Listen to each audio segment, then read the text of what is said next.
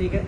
जय हिंद विद्यार्थी मित्रांनो, मी प्राध्यापक शेख सर, विजय स्पर्धा परीक्षा केंद्र युट्यूब चॅनलवर आपल्या सर्वांचं मनपूर्वक स्वागत. आज आपण बुद्धिमत्तेमधला परस्पर संबंध पाहत असताना अंकाचे परस्पर संबंध आणि अक्षराचे परस्पर संबंध. तर महाराष्ट्रातील सर्व स्पर्धा परीक्षेसाठी येणारे जे प्रश्न असतात त्यापैकी 10 डेमो क्वेश्चन आपण आज सोडून घेणार आहोत. ते आता पुढील प्रमाणे आपण पाहणार आहोत. तो आता पहिला प्रश्न आहे की रिलेशन, जसं की तुम्हाला एक एक प्रश्न आपल्याला सोडवायचा आहे आणि याच्या काय मेथड्स असतात. जेव्हा एखादा मोठा प्रश्न परीक्षेला आला असेल तर आपल्याला कशा पद्धतीने सोडवता येईल. कारण आता एवढ्या प्रश्नाचा परस्पर संबंध धुंडायचा असेल तर आपल्याला टाइम जास्त लागणार, म्हणून आपल्याला पर्याय कट मेथडने याचं उत्तर काढावं लागणार. आणि आज मी तेच तुम्हाला सर्व काही सांगणार आहे की आपल्याला पर्यायाने कसं जाता येईल. तर सगळ्यात पहिले आपण पाहू की आता याच्यामध्ये कोणत्या पद्धतीने आपण उत्तर काढू शकतो. आता लक्ष द्या, पहिल्यांदा परस्पर संबंधामध्ये आपण शिकत असताना 2 गोष्टी महत्वपूर्ण असतात. त्याचे 2च पद्धतीने परस्पर संबंध निघतात. एक निघतो की हा शब्द, आता बघा या शब्दासाठी हा शब्द, तर या शब्दासाठी कोणता शब्द, असा तुमच्याकडे प्रश्न आहे, बरोबर आहे. या शब्दासाठी हा शब्द, तर यासाठी कोणता शब्द. मग एक काम करत असतो आपण, याला याच्या खाली मांडत असतो आणि त्याचे परस्पर संबंध पाहत असतो. आणि बुद्धिमत्तेचा परस्पर संबंध किंवा सांकेतिक किंवा इतर तुम्ही जर बरेच टॉपिक पाहिले, त्याच्यामध्ये लयबद्ध अक्षरमाला असेल, त्याच्यानंतर आपलं अक्षरमाला असेल, अशी बरीच जी टॉपिक असतात ती मुळात कशावर आधारित असतात, ABCD वर आधारित असतात.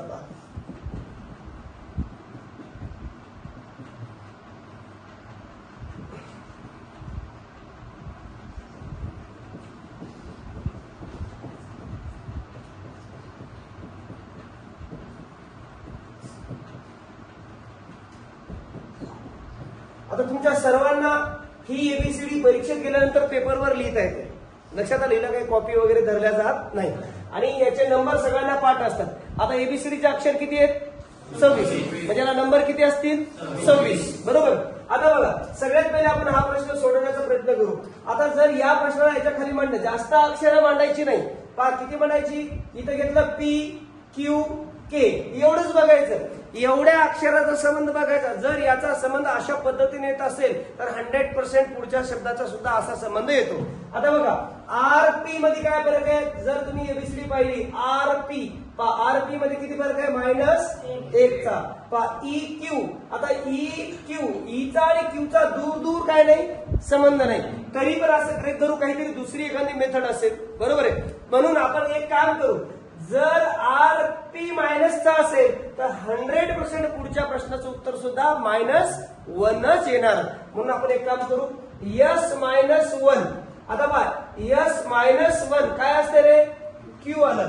पण पर्यायात तुम्हाला कुठं Q दिसायला लागला का? नाही. पर्यायात कुठंच पहिला अक्षर Q आहे का? नाही. म्हणजे याचा अर्थ ही मेथड याला लागू पडत नाही. आता शॉर्टकट सांगतो तुम्हाला. आता ही मेथड याला लागू पडत नाही, मग काय लागू पडतंय? याच्या आता दुसरा फॉर्म्युला असतो. पहा किती सोपं असते. पण याला जर तुम्ही असं केलं की NP, पहा NP काय आहे? +1. OQ, पहा OQ परत +1. परत IK, पहा IK +1. म्हणजे आता बस झालं. 3 किंवा 4च अक्षर चेक करायची. सारखा फरक दिसत असेल तर सारखा फरक असतो. पहा जर याच्यामध्ये काही चेंजेस असतील तर पहिलं -1, दुसरं +2 असेल, तिसरं -1, चौथं +2 असेल. पण इथं 3 अक्षर -1 आली, याचा अर्थ समथिंग याच्यामध्ये सगळं कसं आहे, -1चीच प्रोसेस आहे. म्हणून आपल्याला हे लक्षात घ्यावं लागेल. मग आता याचं उत्तर काढत असताना आपण तसंच करावं लागेल. आता बघा हे T आहे, चला T+1 सांगा. पहा T+1 V. आता पहा पर्यायकट मेथड का वापरा म्हणलो मी? पहिलंच अक्षर काढलं की सर्व पर्याय कटले. पहा उत्तर कसं आलं? आपल्या उत्तराचं पहिलं अक्षर काय आहे? V आहे. काय आहे? V आहे. पण याच्यात V असताना पर्याय किती आहे? एकच आहे फक्त. हे आहे का? नाही. याचा पहिला पर्याय काय आहे? P, याचा U आणि यापैकी नाही. आपण दुसरा चेक करू. पहा I+1, पहा I+1 काय रे? K. पहा अजून उत्तर कन्फर्म झालं, VK. पहा परत R+1 काय येते रे? T. परत पहा काय येते? I+1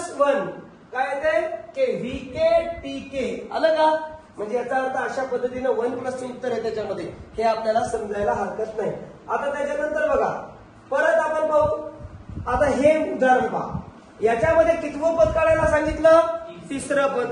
आपल्याला कितवं पद काढायचं? तिसरं पद काढायचंय. सरासरी आपल्याला कितवं पद देतात? चौथंच काढायला देतात.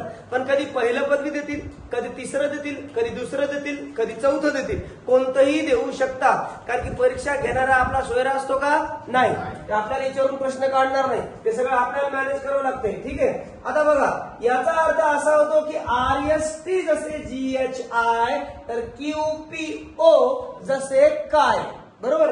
म्हणजे याचा अर्थ RST चा काय संबंध आहे? मग पहा, RST जसे काय GHI. पहा आता जर तुम्ही बघितलं तर RG, पहा RG चा काय संबंध आहे का रे? पहा RG. आता जर मायनस जर गेला 1 2 3 4 5 6 7 8 9 10, मायनस किती? -10. SH पहा 1 2 3 4 5 6 7 8 9 10, मायनस किती? -10. TI 1 2 3 4 5 6 7 8 9 10, -10. म्हणजे फरक किती झाला? -10 चा फरक आला. बरोबर आहे. मग चला याच्यामध्ये Q -10 1 2 3 4 5 6 7 8 9 10 काय आलं रे? F आलं. एक सेकंड. किंवा एक लक्ष द्या, आपण थोडस दुसऱ्या पद्धतीने उत्तर काढू. IR समोरासमोरचा अक्षर आहे. बरोबर आहे. IR S समोरासमोरचा अक्षर आहे आणि GT समोरासमोरचा. कारण की एबीसीडी मध्ये काय गोष्टी माहिती का? A चा नंबर 1 आहे, Z चा नंबर 26 आहे, B चा नंबर 2 आहे, Y चा नंबर 25 आहे, C चा नंबर 3 आहे, X चा नंबर 24 आहे आणि समोरासमोरची बेरीज 27 होते. किती होते? 27. म्हणून बघा हे I चा नंबर किती आहे? 9, याचा 18, म्हणजे याची 27 बेरीज होती का नाही? होती. पण काय केल्याने समोरासमोरचे अक्षर घेतले. चला Q च्या वरचा अक्षर काय? J. P च्या वरचा अक्षर काय? K.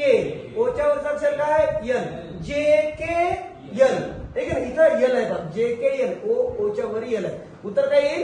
JKL. ठीक आहे. हा याचा उत्तरचा प्रश्न आहे.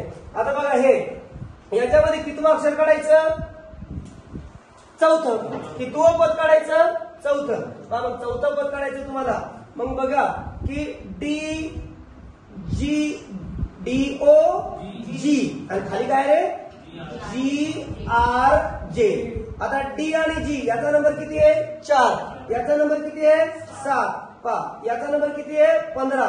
याचा नंबर किती आहे? 18. याचा नंबर किती आहे? 7. याचा नंबर किती आहे? 10.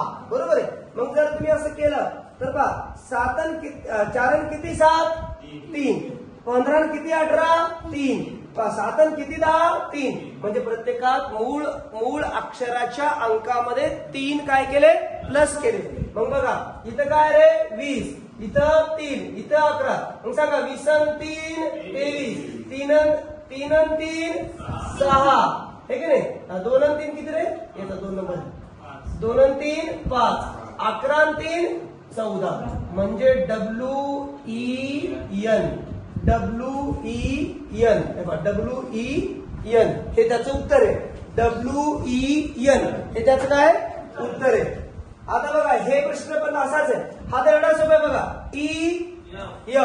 EFLM IJ पहा FG OP RS आणि QPQ.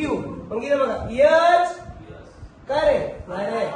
HI PQ AR आणि GH. IQBSH आहे का उत्तर? किती नंबरचं आहे? 3 नंबरचं उत्तर आहे. आलं लक्षात? आता मी हे का सोपं म्हणलो होतो? याचा नंबर किती आहे? 1. याचा 3. याचा 5. हे जशा तसं. मग सांगा L चा नंबर, O चा नंबर, Q चा नंबर. मग उत्तर काय आलं? 12 15 17. ठीक आहे. आता बघा हा प्रश्न. D चा नंबर किती रे?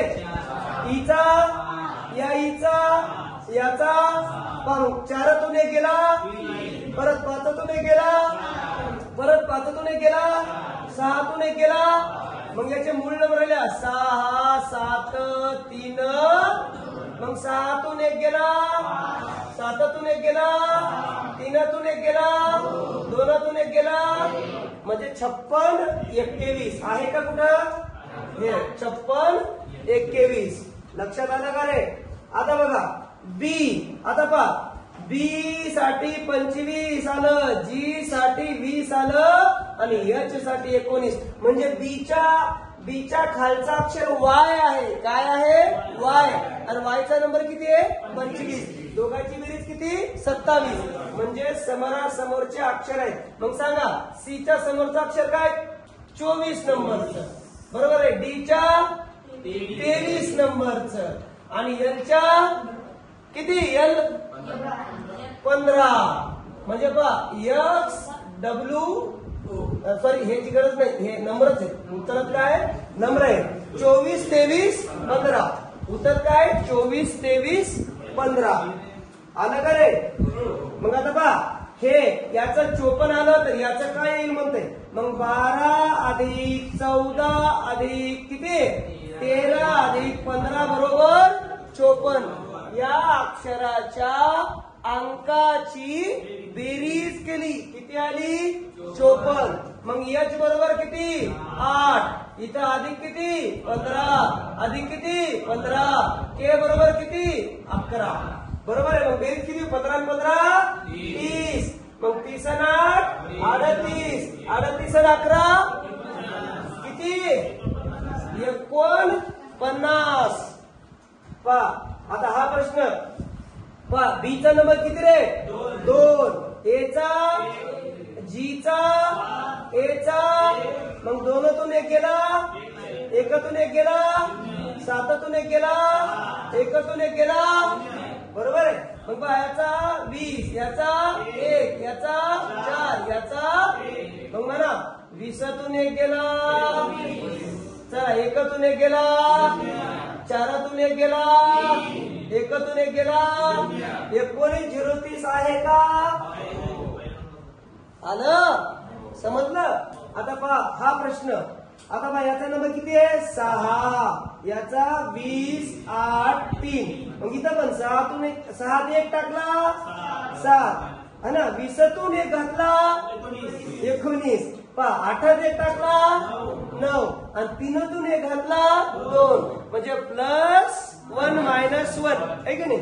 मग पहा आता 20, 19, 6 आणि 4. मग सांगा 20 आणि 1, 19तून 1 गेला, 6 आणि 1, 4तून 1 गेला. म्हणजे उत्तर काय आलं? 21, 18, 7, 3. ठीक आहे. तर आपल्याला हे सर्व समजलं असेल. आवडला असेल तर लाईक करा, शेअर करा, सबस्क्राईब करा. लिहून घ्या.